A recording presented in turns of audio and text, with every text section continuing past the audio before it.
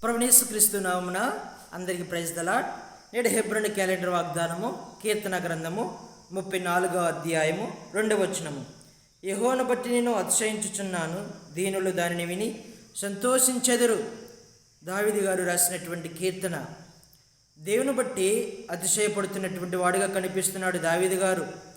దేవుని బట్టి ఆనందము, సంతోషము, నెమ్మది, దీనత్వము ప్రతిదీ ఈ అధ్యాయంలో మనము చూస్తాము. దావీదు గారు ఏ స్థితిలో ఈ అధ్యాయం రాస్తూ వచ్చినారంటే, తోలివేయబడినటువంటి స్థితి, నెట్టివేయబడినటువంటి స్థితి, తనకు అవమానము, కన్నీళ్ళు, దుఃఖము కలిగినటువంటి స్థితిలో నుంచి పుట్టుకు వచ్చినటువంటి కీర్తన భాగము. ఇక్కడ మనకు చూస్తే దావీదు అబీమెలెకు ఎదుట ఎర్రివాని వలె ప్రవర్తించి అతని చేత తోలివేయబడిన తర్వాత రచించిన కీర్తన. తోలివేయబడినటువంటి స్థితి, నెట్టివేయబడినటువంటి స్థితి, అవమానము, కన్నీళ్ళు, తరమబడుతున్నటువంటి స్థితి, శత్రు చేతుల నుంచి తరమబడుతున్నటువంటి స్థితి, ఎటు చూసినా సరే మరణ భయములు, బాధలు, శ్రమలు కలిగినటువంటి స్థితి.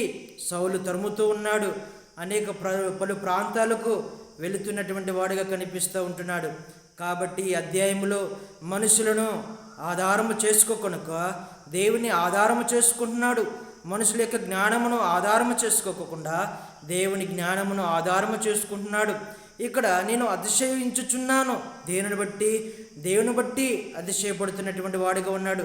తనకున్నటువంటి బలము, తనకున్నటువంటి ఖడ్గము, తనకున్నటువంటి గుర్రములు, రథములు, వాటిని బట్టి అతిశయపడట్లేదు. కానీ నన్ను రక్షించేది, నన్ను కాపాడేది నా దేవుడు మాత్రమే అని గుర్తెరుగుతూ వస్తున్నాడు. ఇక్కడ మనము చూస్తే 34వ అధ్యాయము 7వ వచనంలో, యెహోవాయందు భయభక్తులు గల వారి చుట్టూ ఆయన దూత కావలి ఉండి వారిని రక్షించును. రక్షించేది ఎవరు? దేవుడే. దావీదు యొక్క ఖడ్గము కాదు, గుర్రములు, రథములు, సైన్యము కాదు. దేవుడే తన దూతలను కావిలిగా ఉంచి దావీదును కాపాడేటువంటి దేవుడు.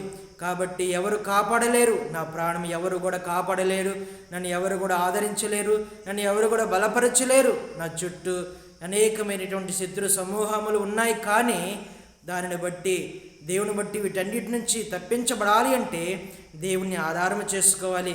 దేవుని బట్టి దీనత్వం కలిగి ఉండాలి.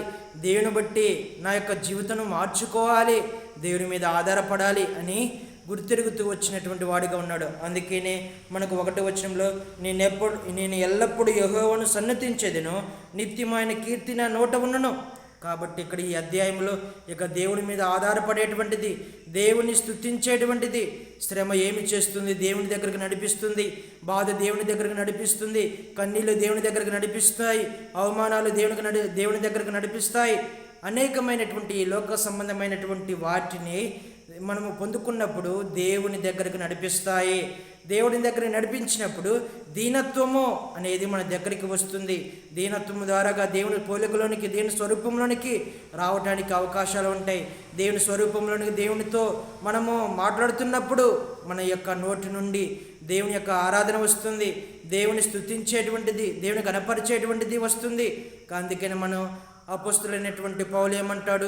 గలతీయులకు రాసినటువంటి పత్రిక 6వ అధ్యాయంలో, నేను సిలువ యందు తప్ప నేను దేని యందునో అతిశయించటానికి వీలు లేదు. సిలువ యందు నేను అతిశయపడతాను, లోకమునకు నేనును లోకమునకు సిలువ వేయబడి ఉన్నాను అని అంటాడు. కాబట్టి సిలువ దగ్గరికి వస్తే, శ్రమల దగ్గరికి వస్తే, అనేకమైనటువంటి ఈ లోకములు ఎదుర్కొన్నటువంటి పరిస్థితులు మనలను దీనత్వములోనికి నడిపిస్తాయి, దేవుని దగ్గరికి నడిపిస్తాయి.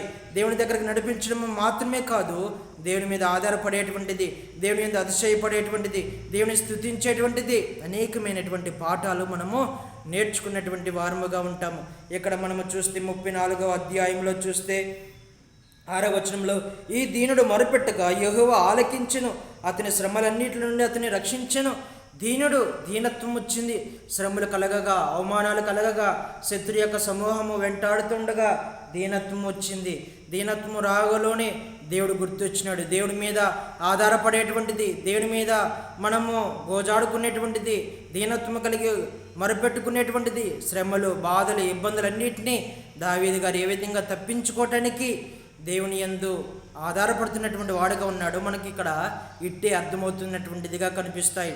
మనం జీవితంలో కూడా మనము శ్రమలైన, అవమానాలైన, కష్టాలు, దుఃఖాలు ఏమైనా వచ్చినప్పుడు దేవుని దగ్గరికి రావాలి, దేని మీద ఆధారపడాలి, దేవుని వైపు తిరిగి చూడాలి. దేవుడేమనను కనికరించి అతిశయముగా మనం ఈ లోకానికి పరిచయం చేసేటువంటి దేవుడుగా ఉంటాడు. దేవుని బట్టి మనం అతిశయపడేటువంటి వారముగా ఉంటాము.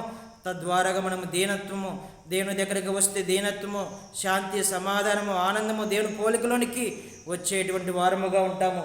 ఇలాగ దేవుడు మనందరినీ ఇలాగ బలపరిచేటువంటి మాటలను ఈ ఉదయకాల సమయంలో మనతో మాట్లాడుతున్నటువంటి మాటలు.